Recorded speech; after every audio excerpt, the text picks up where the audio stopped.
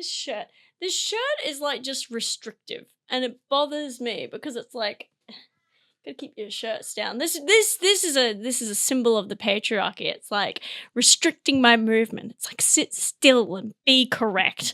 Yeah, I'm incapacitated. Jemma Bayley reviews everything ever. Hello and welcome to Jemma Bayley Reviews Everything Ever. It's me, Jemma Bayley. I'm here reviewing everything ever. How are you going? Guess what? I'm a mum. I know, I'm glowing. It's been, do you want to hear the noise? Is this triggering anyone's nostalgia? Oh, remember the early 2000s? Oh, flip phones? Oh, I've got one. I mean, they flip now, but it's not the same. Oh, Apple computers where you could see through the back of them into their sexy insides. Oh, the Nintendo controllers used to do that as well. Is this sending anyone anywhere? Remember the days before Pokemon screens lit up and you had to like sit in the car and wait for the street lights to cross paths with you so you could see where you were up to in the cave? What if I accidentally like untapped a memory you didn't know about? And yeah, and remember in school when they took you away for a little bit and gave you all those weird tests to see if you were like, if you could see, and they told you it was a seeing eye test, but they tested you for some weird stuff and they kept asking you if you could move things with your mind. Can you remember that? Just me? Okay, all right. That came across my feed for a while there where they were like, hey, does anyone else remember these tests? And I was like, I remember these tests, and I'm pretty sure it was because I was dyslexic and they were testing everything to see what it was that was not allowing me to read. But a lot of it, they were like, yeah, you were in the gifted program. They were testing you for supernatural abilities. I'm like, I don't know. Or actually, I can tell weird shit sometimes. Like, people call this women's intuition, but you know how like sometimes you get a vibe off a person and you're like, I don't know about that. Thinking they're not so great. And then later on you find out they're not so great and you're like, I knew it, and you told your mate and your mate's like, yeah, that is weird. But that's as much as it amounts to. It's just that you get this vibe. Researching into it, a lot of people think it's because what's actually happening is you're getting input and subconsciously you've analyzed that to be maybe not a trustworthy person. So you take in all the stimuli, like these subtle, tiny, like bodily sort of movements. And then over the course of a while, you're like, I don't know what it is. I just don't like them. And then later when they are actually not a great person, because they always weren't, it wasn't that you predicted it. It's that you just couldn't read the signs you were being given, but you knew something was up. I feel like for me, as much as I want to believe in magic, and I kind of do, I just think that magic can be explained. When I say I don't believe in magic, I mean like I believe in crazy shit happening. I believe that the universe is like weird and wacky, but I also think a lot of people thought that germs were like people getting hexed, and it wasn't. It was germs. Do you know what? I feel like science reveals the magic. I don't think that there's magic in science. I think they're the same thing. I think magic is just science that we haven't done math on yet. Does that make sense? I hope it does. We haven't even gotten into reviewing, and I'm excited. I love this top, but unfortunately, it's a patriarchy top. I'm going to review this top. This top is a patriarchy top. Oh, why is that, Jemma? Is it because it looks like it makes you look like a hot, sexy lady? Yes, a little bit, but mostly because I can't lift my arms, otherwise keeping me down and small and unable to move. It's restricting me because because subconsciously I want to look good. I want to look good because that's what society values in a lady. Now, of course, that's not completely accurate to how I move in the world, because if I wanted to actually be attractive to the world, I wouldn't be so loud and burpy and rude and argumentative and all the other things that I probably wouldn't talk about come as much on stage. Honestly, I think that's maybe shooting some of my suitors in the foot. And then the ones that I have are just online crazy people. Yeah, I'm talking about you. Don't engage with me. I don't know you. Don't engage with me. Now that we've settled that, this top, I like that it's red. Altogether, I get a lot of compliments on this top. And I do like the off the shoulder sort of like look. It's classy. I can't be my full self in it. which sucks. So altogether, I guess we'll give it a 4.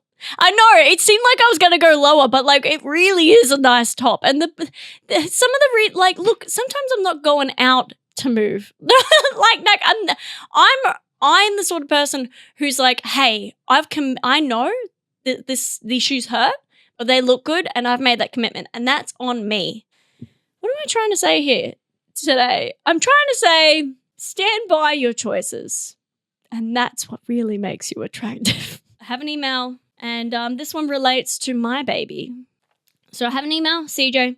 Can you review babies? I'm about to have one. Would like to know what I'm getting myself into. He goes on, and congratulations. He's written the email like he's about to have one. You should have probably looked at getting CJ. You're terrible forward planning.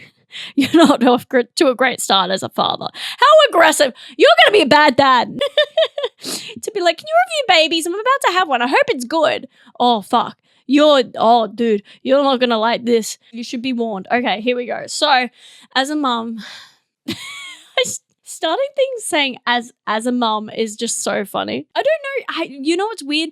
I don't know if it's because I'm a comedian, but all the mums I know, mostly comedians, they don't start things like as a mum. I do think the comedian mums I know are doing it right because they have enough ability to be selfish to themselves to know that it's beneficial to their kids. And what I mean is like they're living their own life to the point where it models to their children that mummy has a job, mummy has a thing, she's a full person. Like I think that's a really good. Hey, shout out to Joe Gowder and Emma Zamet, who are very funny, and mums kind of forget that they're mums sometimes until they bring it up on stage because they're just wild and wacky. I want to say that a lot of the female comedians that I know, I literally never thought of having kids till I started talking to female comedians, and I was like, I just automatically assumed that I'd have to, I don't know, just give up. I don't know. The patriarchy top loves that. Patriarchy top's like, yeah, you shouldn't be doing cuss words on stage. Shut up, patriarchy top. You're hot, but like so toxic. I was talking to someone about this recently, and they were like, oh, so are you thinking of having kids? And I was like, dude, I'm 33. I probably would have had to have met him by now to have kids at 35. And I'm probably not going to have kids after 35 just because I don't see that as something that I would feasibly be like, yeah, okay, let's do that.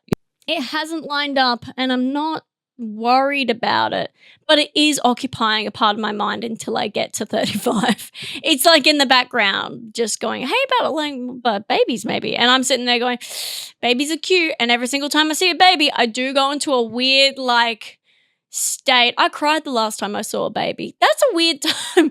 I was like looking at it, it was just there. See, I can talk about it now logically because I am not near a baby, but once a baby's around I just go like mushy, like fadey, like it's the 30-year-old thing. That's what I put it down to. Because when the baby's out of the room, it's so weird. When the baby's out of the room, I'm fine. It's like the baby has object permanence, but I also have object permanence about the baby.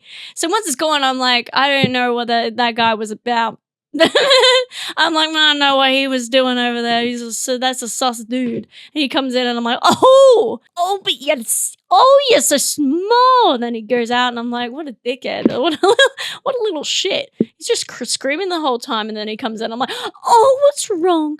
Oh, are your feet cold? Are your feet cold? And then he leaves and I go, I had to touch his feet. Gross. I'm going to wash my hands now. Comes back in. I'm like, oh, num, num, num. Put them in my mouth. Like, what the fuck? What is that? There's a scientific thing. It's not magic. We know this. It's scientific. There's hormones, something. Either that borderline, I spend too much time with baby, I'm going to start lactating. And I can't have that. Not in the sexy patriarchy tops. That's not a good time. I mean, it's a good time for a very particular part of the internet, I'm sure. Guys, I'm well versed in the weirdness of the internet. I'm done. I'm done. Anything a lady does is a sex thing. Anything. Sneezing, coughing, burping, as we all found out earlier in season 1. Just being. Sexuality is weird in humans in the sense that, like, someone can look at a car and find it sexy. What is going on. There's nothing wrong with it as long as you're not hurting anyone. But Jesus Christ, leave the stick shift alone if someone else drives the car. So babies. How do I view babies? Incomplete humans. They're not done yet. We all know this, that animals, their kids come out and they're like pretty much self-sufficient for a bit. Ours can't even walk. They're just not good at anything. That's annoying. But then they get bigger and they're suddenly a danger to themselves. But then they get a little bit bigger and they start forming their own opinions. And suddenly you're not right and they don't listen to you. So for a while there, it just ramps up to a lot of, one thing's bad, but it's not as bad as this. I thought that was bad. And that's the whole energy leading up to, I think, when they're like 25 and they come back and they do that thing, I did this, where you go, oh, mum and dad, I'm sorry for being a little shit. And they're like, oh, it's fine. And they're like, can you wash my laundry and make me food? And then they get to maybe their 30s and they start realizing that you actually damaged them, so they resent you for a little bit because they go on the therapy. But then they come back because if they do the therapy right, they'll learn to forgive you and know that you are just a person as well. And then from their 40s onwards, babies are pretty good. So just, hold out for 40 years. You'll be fine. You'll be fine. We're giving babies. So we should probably review that phase, the baby phase, which isn't nearly as bad as the phase where they go off to another country and could possibly get murdered. In your early 20s where you decide to travel the world and do some questionable shit that you never tell mum and dad back home because you know that they would freak out that you went in that car with that guy. You couldn't even speak the same language. You didn't know what he was saying. All you know is you trusted his vibe. That never happened, mum and dad, if you're listening. That's not nearly as bad as baby. At least baby is there and you're around and you're looking after it. I think past 40s is the best bit. Past 30s and 40s, that's the best bit. So if that's a 5, then babies, I think, are a 3. Also because they're cute. It's the top thing all over again. It's like the functionality of the baby's not great, but aesthetically, it's adorable. Patriarchy strikes again. Yeah, babies get a 3. Thank you, CJ. I would like to review the slang gagged. It's like I'm surprised. Is it? I think it comes from RuPaul's Drag. I actually don't know. Let's find out. All I know is my Gen Z friends will be talking and blah blah blah. I'll say something and then they'll say I'm gagged. And I was talking to some other millennials about this and I was like, what is our equivalent of I'm gagged? Because, I come from a BDSM background, so I was like, you can't say that here. This is a public space. This is not a kink-safe area. You can't be talking like that. It's past tense. At the time, you gag, but now you have gagged. Choke or wrench. He gagged on the wine. I want the slang. What does the term gagged mean? According to the Urban Dictionary, gagged means to be amazed or stunned by someone or a situation of some kind. The site says that the term is also often used within the LGBT community. And the ballroom club ballroom. How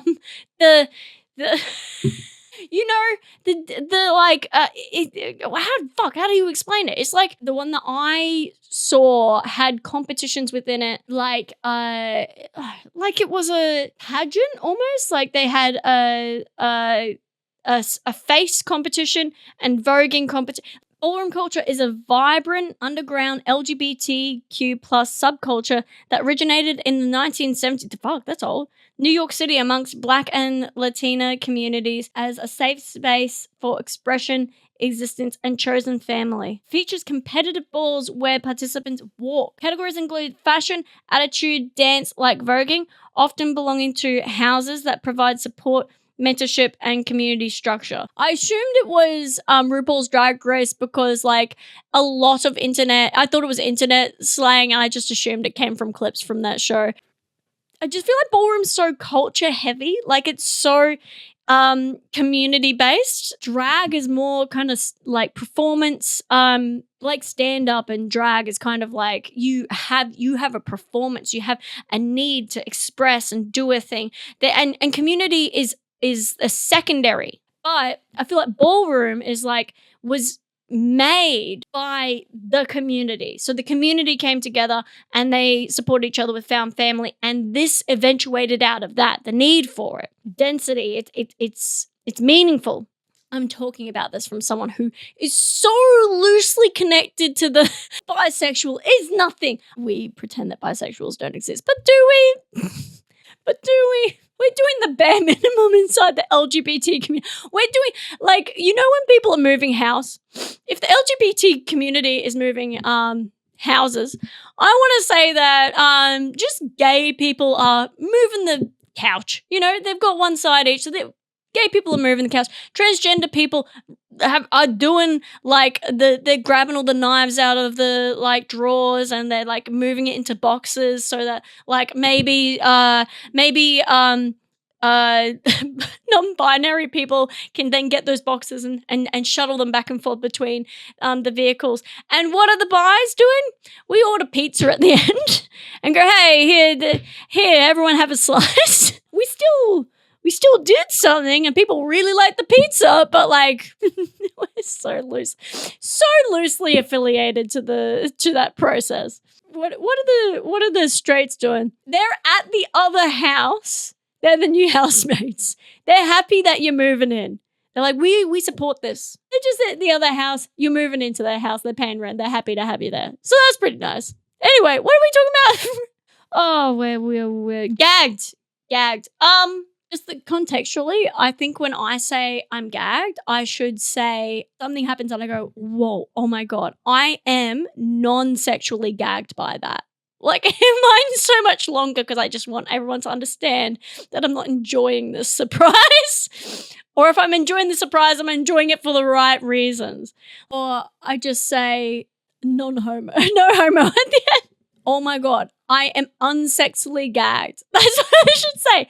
There's nothing sexy about the gagged that I am. I'm going to start saying that. It's long, but I feel like it gets the meaning across. Someone can be like, oh, you know, we did this and blah, blah, blah. And I'm like, oh, I am so unsexily gagged right now. There's no sexiness in the gagged I'm experiencing. I am gagged beyond belief and not even in a sexy way. Well, first of all, what I like about I'm gagged is the first time I heard it, I understood. Like it wasn't the slang. The slang followed the feeling of like it marries together quite, it makes sense to me. And it sounds cool to say. and it's so much more fun to say than, oh my goodness. Like, although my go-to is, oh my goodness. And I don't know why I say that because I swear so much. I'm also too scared to use any of the new slang because I'm worried about coming across like I'm trying too hard to assimilate into a younger culture. I don't want to do that, so I'm not going to. So gagged, I like it. We're giving it a 4. I think I like some slang terminology better, but we're giving it a 4 because it's solid. I like it. I would like to review coconuts. No, I'd like to review coconuts because coconuts, I feel like when you think about fruit, you think about apples and bananas and strawberries and watermelon and like you think of the fruits, right? I feel like coconut's included in that core group of fruits. It's not like a dragon fruit. It's outside for some reason of the core fruits. And I think these core fruits, we think about them because they're in yogurt. They're the things that are in our lives like often. And also it's its own very unique taste. So like it has to be included. But you know, it's not the core 3, which is apples, bananas, and oranges. That's the 3, but that's the 3 fruit. In the same way that the 3 shapes are square, triangle, rectangle. Actually, no, it's not. It's square, rectangle, circle. I misspoke. Rectangle's out of there because rectangle is just a not even square. I'm sorry, rectangle, but you are just that. You are the leftover friend. We invite you to the movies sometimes because you live so far away. Invite you, but you say no. And we invite you because we do like you. But it's not. It's very important to still invite the person that you think can't come. Like, for instance, honeydew is not in the main fruits because we already have a melon. And the melon that we have is so iconic. If a square is a watermelon, a rectangle is a honeydew watermelon. You understand what I mean? Okay, good. I'm glad that we got there. So coconuts are an important mainstream fruit. I feel like they're in a lot of stuff. They're in The Lion King. They're in Monty Python. They're like they show up in a lot of. Coconut is like a funny fruit, and I don't know why we think that. But like, people wear them as bras. You know what it is? I think it's just a versatile. It's a prop fruit. You can do stuff with the coconut. It's a food and a game. It's a container. It's a game. It's a food. That's kind of like pie. Not like it's not because a pie is a container and a food. It's not a prop though. You can't. Although clowns would disagree. I always forget about clowns, and we can't forget about clowns. Coconuts are like pies, and I'm connected to the coconut, because it's humorous. It's a humorous fruit. Bananas are a humorous fruit as well, actually. Apples aren't funny. Neither are oranges. They're not funny. Lemons are funny in context. You have to be watching someone eat one. Are there any other funny fruits? I don't think any other fruits are funny. Coconuts are funny. Bananas are funny. Yeah, strawberries aren't funny. Cherries aren't funny. Yeah, how weird. There's only 2 funny fruits. I think also coconut is a terminology that brown people use when they're referring to themselves being too white, acting too white inside, like they're brown on the outside and they're white on the inside. I know that because I was talking to my mate and she wanted to she was naming someone a coconut because they were like brown but acted very white.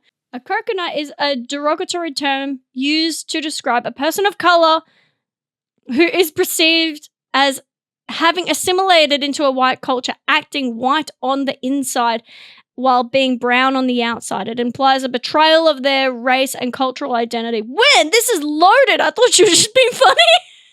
Okay, well, it still was funny. Still funny when you said it. Here we go. Coconut is a funny fruit, a derogatory term. It's in a lot of songs. Well, it's in one particular song a lot, which we know, of course, is actually just about someone who really loved coconuts. Coconuts falling off of trees and hitting people is also a big comedy thing as well. This is where we turn. This is where we flippy flop. I don't like the taste of coconut. It's not sweet and it's not chewy, and it's just if you were stranded on a desert island, it would seem like a delicacy because there's nothing else there. Do you know what I mean? I just like the taste of it is like, I don't like chewing it. The only time I like the taste is when it's mixed in with chocolate, and as we all know, that's just because I like chocolate. So there you go. There's the other side of it. Now, I love it in every other aspect. But I just don't like it as a fruit, which is a big deal because that's kind of its deal. So it's kind of, for me, coconut's fruit and wrong. However, it's doing everything else right. So it's got to have a low score, unfortunately. It's a 2. I'm sorry if the start of that review sounded like I was leading coconut to a really great review, but I have to be honest, guys. This is what you watch Jemma Bayley reviews everything ever for. My honesty. Okay, let's review thrifting. I thrift. I've thrifted. I wouldn't consider myself thrifty, but I consider myself having thrifted.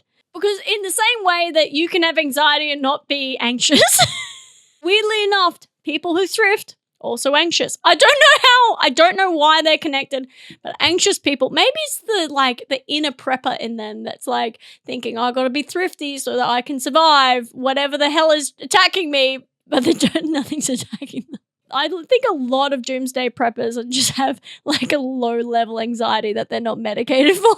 That's all that is. They're like, I'm going to build a bunker because I don't know how to deal with my feelings. Hey, them and serial killers have that in common. Oh, Thrift is the act of shopping at secondhand stores, charity shops, vintage boutiques, or garage sales to buy pre-owned items like clothes, furniture, and unique, often inexpensive treasures. A thrift store is fucking with us because I'm pretty sure most of the stuff in the thrift store is exactly the same cost as a new item, and it's really pissing me off lately. I know that we shouldn't come down hard on charity shops because, like, I assume that the money that I'm spending on those clothes is going towards the charity shop still going, but I'm not the only person shopping there, right? There's people who actually are doing it hard who need the clothes. So, like, it defeats the purpose for them to go to, like, a thrift store. Why is it expensive? Is it expensive because I'm shopping there? Are we ruining it for, like, people who are, like, doing it hard on the dole and shit? Nah, no. Hold on.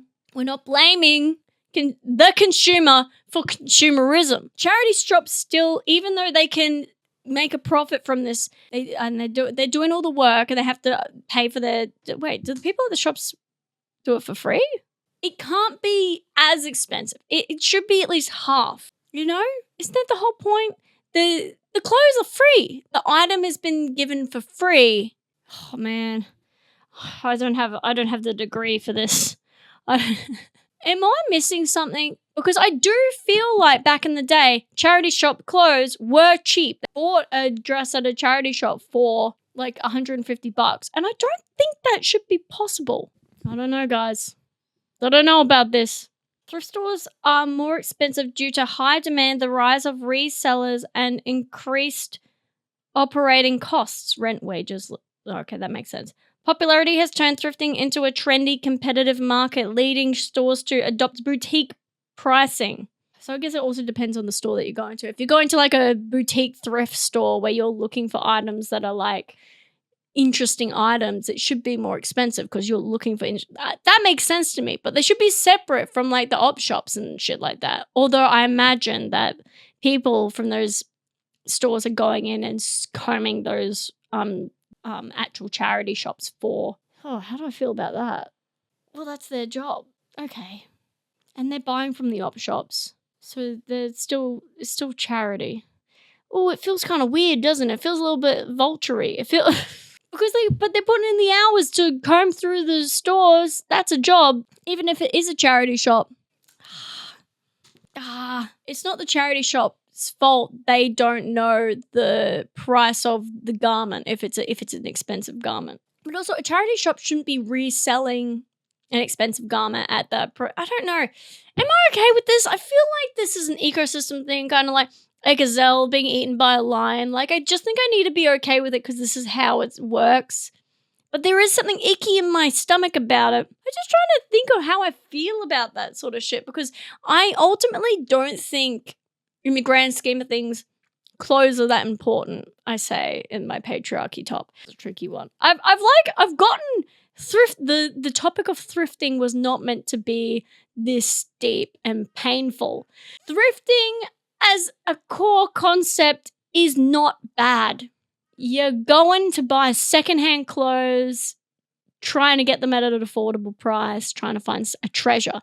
That's a fun time. And then now I'm thinking about all the like systemic shit that's going on behind the scenes, and it's really ruining it. How about this? We're reviewing thrifting, not thrift stores. A loophole. I'm giving thrifting a 4 because it's fun and you shop and it's cool and I like it, and shut up. Thrift stores are getting a 2 because I don't know what's going on over there. And as you know, if I don't know about something, it makes me suspicious. So 2 for thrift stores. Glad we settled that. Whew. I'm going to review brains. The things in our heads that operate everything. They say that the gut is the second brain. I don't know who's saying that, but you should not go to medical school. I think people say that because we get sensation in our gut when something happens. You know, like if you get nervous, you feel a little bit icky. That's not your stomach doing that. Your brain is doing that to your stomach and you're experiencing that. So your brain is also your second brain.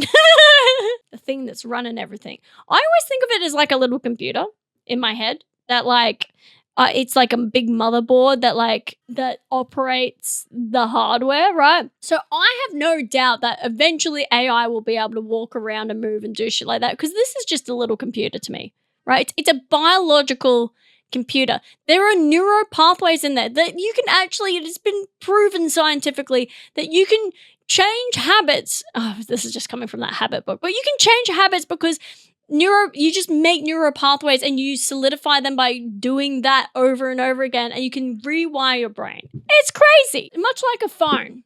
I don't understand what's going on in there, but I do have a loose understanding of what it is. That's how I feel about my brain. I'm like, I don't know how it's doing it. I ain't a brain surgeon, but I do know that it does that.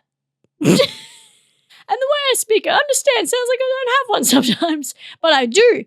Actually, you know what's beautiful? The way I speak is the language of my brain. So, I have no thing happening back here, no extra words, no dialogue that's being fed. It's coming straight out from my brain to you. My words. Hey. A lot of things that I say are either not thought through or what's the word for it's happening and you can't stop it? Unconscious? That's not the word, but we're going with that. Me saying unconscious was me thinking the word unconscious. This is pure brain language. There's some people who think inside their brain and they're psychopaths. I envy it. You get a trial run at what you're going to say. You get to rehearse. I'm doing improv out here. So I think in that way, people do like it. It's just infuriating to some. And I would apologize for that if I didn't edit this thing. I edit this, and I don't know if you've noticed the amount of edits in it. I'm the one who suffers the most, so everyone else can shut up. Shut up. Because ultimately, in the end, your brain is you. This is like a avatar. What are we giving them? We've got to give them a 5. What? They're not a knee. We're giving them a 5. We're giving them a 5. Okay. Well, this was a lot of fun. Thank you for hanging out with me. I do this every week, by the way. I don't know if you know this, but this happens every single week. This happens to you every week. If you'd like me to review something via email Jemma Bayley comedy@gmail.com. Otherwise, go to Spotify, Apple, blah, blah, blah, rate me 5 stars. It really helps. And you have yourself a good day, eh? You go out there and treat yourself nice.